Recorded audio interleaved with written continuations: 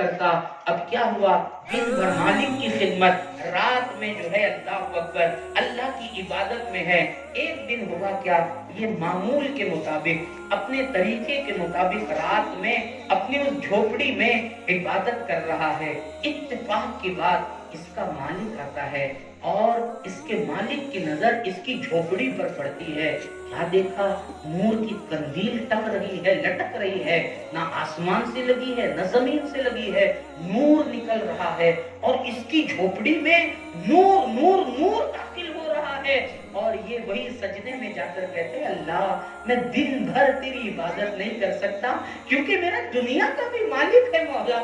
میں رات میں عبادت کر رہا ہوں میرے مولا، میرے رات کے سجدے قبول کر لے، میرے رات کی عبادتیں قبول کر لے، میرے رات کا ذکر قبول کر لے. یہ روتے جاتا ہے، روتے جاتا ہے، کہتا جاتا ہے.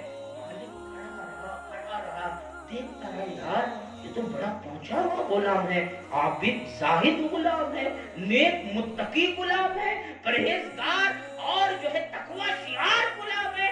اللہ اکبر. وہ کھڑا رہا دیکھتا رہا. جب صبح ہوئی تو وہی نور کی قندیل اوپر چلی گئی، اس کی جھوپڑی کا چھت بند ہو گیا اور یہ پھر جو ہے اپنے مالک کی خدمت کی طرف نکلا. یہ گیا اور اس نے جا کر اپنی بیوی سے کہا دیکھو یہ جو ہمارا غلام ہے وہ معمولی غلام نہیں ہے، وہ عابد و زاہد غلام ہے، اللہ کی عبادت کرنے والا. اس نے پوری باتیں سنائی، قندیل کے بارے میں سنایا، جھوپڑی کے چھت کے پھٹنے کے بارے میں سنایا. بیوی نے کہا ایسی بات ہے، کل مجھے بھی دیکھنا چاہیے. دوسرا دن ہوا، شوہر بیوی دونوں آئے. یہ غلام ویسے ہی پھٹی ٹوٹی جھوپڑی میں جو ہے اللہ اکبر عبادت کر رہا ہے، روتا ہے روتا ہے روتا ہے. آسمان سے نور کی قندیل آ گئی، گھر پورا جھوپڑی پوری نور سے بھر گئی. یہ رو رہا ہے، کبھی سجدہ کبھی عبادت، کبھی قیام کبھی رکوع، کبھی تلاوت کبھی توبہ کبھی استغفار. ہماری راتیں کہاں جا رہی ہے؟ ہماری راتیں کن کاموں میں جا رہی ہے؟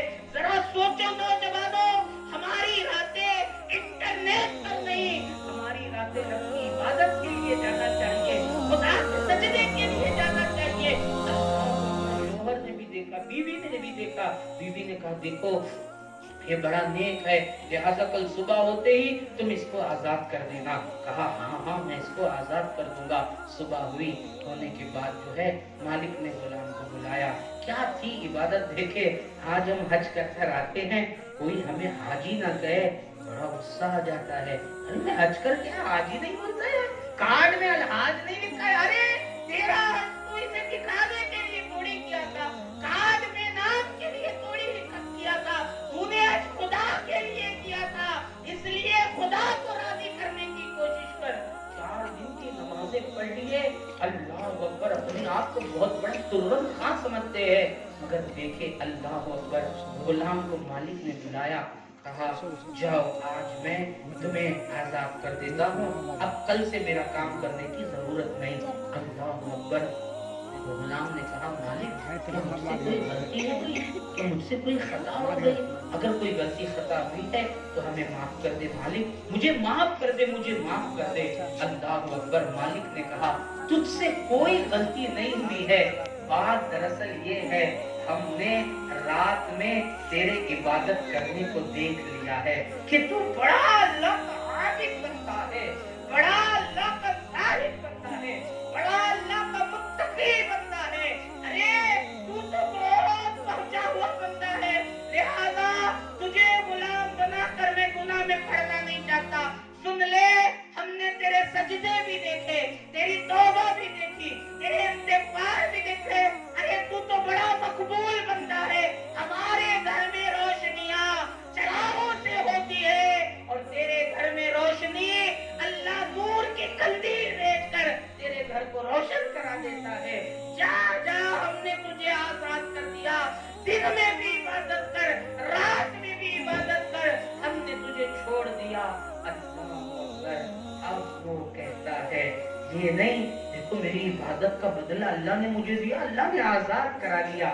آپ میں ہوتے تو شاید یہ کہتے اللہ اکبر، مگر اس نے کیا کہا غلام نے، وہ غلام اللہ اللہ وہ غلام دنیا کا غلام نہیں تھا، وہ مصطفیٰ کی محبت کا غلام تھا، وہ آقا کی اطاعت کا غلام تھا، وہ نبی کے حسن و جمال کا غلام تھا، وہ اللہ کی عبادت کا غلام تھا، وہ اللہ کے سجدوں کا غلام تھا۔